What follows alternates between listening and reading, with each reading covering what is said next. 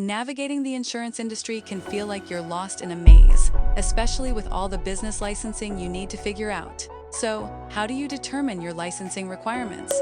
First off, licensing requirements differ by state. They also change depending on what role you play in the insurance game. Are you an insurance provider with resident status in the state where you operate? You might need separate licenses depending on the type of insurance you're selling. For an agency license, you'll need to fill out an application, include all the right documents, and pay a fee.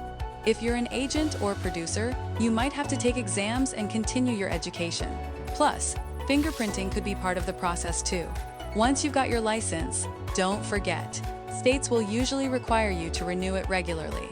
So here's the bottom line. Licensing can be both complicated and time-consuming, but your business depends on it. That's where legalregistration.com comes in. We're the #1 online incorporation service provider, and we can help you navigate the insurance industry's unique regulatory and licensing challenges.